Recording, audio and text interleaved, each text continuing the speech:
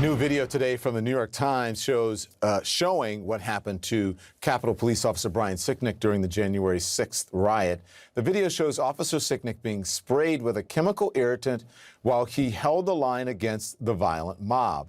That as prosecutors released communications allegedly showing coordination between the paramilitary group the Oath Keepers and the far-right Proud Boys. CNN's Jessica Schneider has the story. Tonight, we are getting our first glimpse of Capitol Police Officer Brian Sicknick in the hours before he died on the front lines guarding the west side of the Capitol January 6th. In new video from the New York Times, the moments before and after Sicknick was hit with a chemical spray play out. You can see one of the two men accused of assaulting Officer Sicknick and two other officers, Julian Cater, standing nearby in the crowd. In another angle, you can see the proximity of Cater and Officer Sicknick. Then, Cater is seen raising what the Times identifies as a spray can and shoots the chemicals in Officer Sicknick's direction. You can see Officer Sicknick suddenly turn away after being struck by the spray and start to move away from the crowd. Prosecutors previously released these pictures of the officers huddled together and hunched over. They say 3 were hit and all were temporarily blinded. Officer Sicknick later collapsed in an office and died at the hospital the next day. The medical examiner has not yet released the cause of his death, and the role the chemical spray played is still in question. But Michael Sherwin, the former acting U.S. attorney in D.C., who led the riot investigation for the past 2 months, said it is possible that Cater and George Tanios, though only charged with assault now, could eventually be charged with murder. If evidence directly relates that chemical to his death, yeah, we have causation, we have a link. Yes, in that scenario, correct, that's a murder case. Meanwhile, the possible coordination between far-right groups, the Proud Boys and Oath Keepers in advance of January 6th is being exposed by federal prosecutors. A new court filing lays out the Facebook messages from alleged Oath Keeper leader Kelly Meggs, saying he orchestrated a plan with the Proud Boys. It's the first time prosecutors have publicly linked the allegedly violent efforts of the two right-wing extremist groups and documented their alleged pre-planning. In one message, Meggs allegedly writes of the Proud Boys, "I've been communicating with the leader. We are going to march with them for a while, then fall back to the back of the crowd and turn off.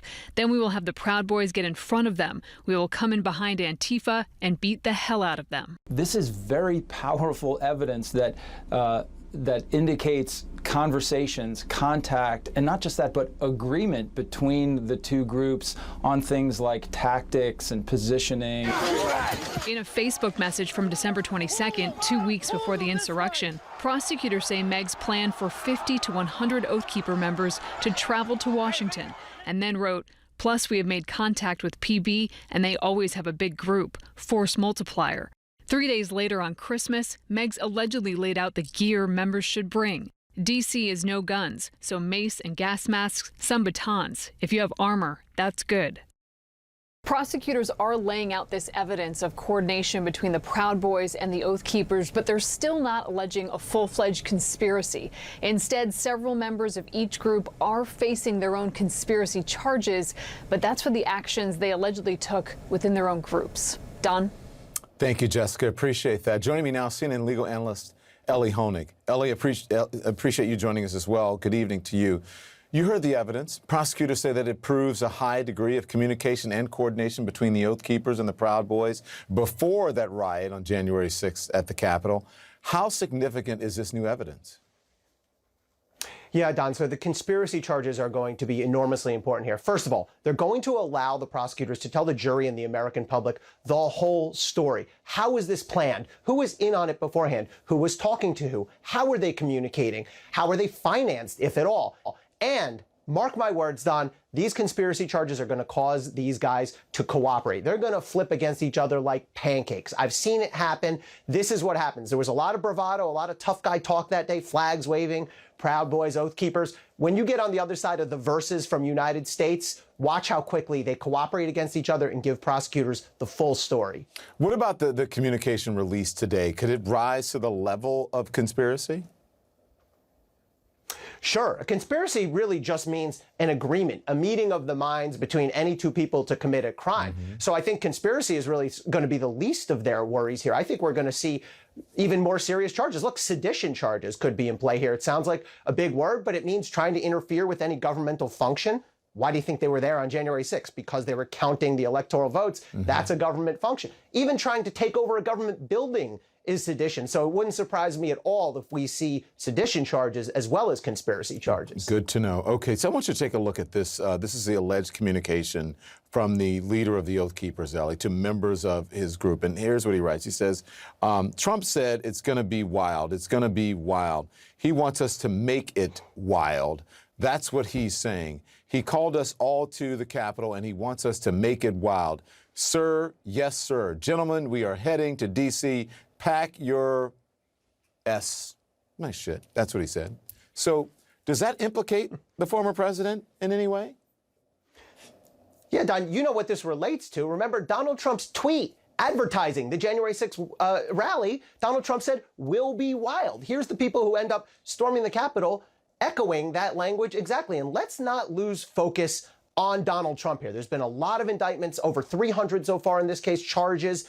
That's good. That's progress by DOJ. But let's remember to hold Merrick Garland to his promise. He's only been in office 2 weeks, but when he was confirmed at his testimony, he said, "We will follow every lead from the ground on up wherever it takes us." So Donald Trump has some real culpability here. Will it rise to the level of legal liability? That's going to be a very big question for Merrick Garland to answer. But evidence like this doesn't help Donald Trump at all. We have to talk about that assault on that officer, Sicknick, okay? 2 men have already been charged with assault. If prosecutors can prove the bear spray is responsible for his death, what then?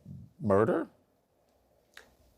If they prove that, if the autopsy and the toxicology, which is the blood analysis, come back and tie the bear spray to the death, then yes, I believe we will be looking at a murder charge. That new video is so important because what it does is it takes away any defense this individual may have. It's obviously not self-defense. It's obviously intentional. It's not an accidental discharge. He doesn't fire into a crowd. He asks for the bear spray from his friend. He gets it. He holds it up over his head and shoots it directly into Officer Sicknick's face. If they get that scientific link to the death, then I believe we'll see a murder charge. There's been lots of talk about this interview on CBS. Michael Sherwin, the former acting D.C. U.S. attorney who led the initial investigation, told CBS the other day that he believes some of the Capitol rioters could be charged with sedition. You just talked about sedition. Do prosecutors have the evidence to make that stick, Ellie?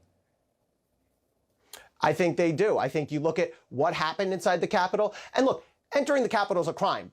You know, unlawful entry into the Capitol, destruction of property, theft, a lot of those have been charged. You have to ask the next layer question, which is, what were they trying to do there? Why were they there January 6th? Not because it was a nice random Wednesday in January, because that's the day under the law, under the Constitution, where the electoral votes were counted. That was their purpose. That's why Donald Trump called them there. That's why they stormed the building. That's what they were looking to do inside. If that's the purpose, if you can establish that, by all means, sedition should be charged here. Prosecutors should not be shy about this.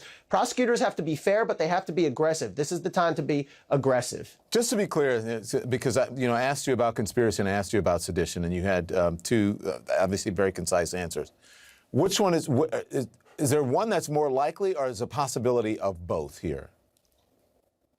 Conspiracy has already been charged in some cases and is a virtual certainty because conspiracy is very common. If you look at federal indictments, anytime 2 or more people are involved and work in concert or any kind of agreement, you will see a conspiracy charge. That is very run-of-the-mill. Sedition is very rare. There's actually not been a sedition charge in this country in over a decade. There's not been a successful sedition prosecution in this country since 1995.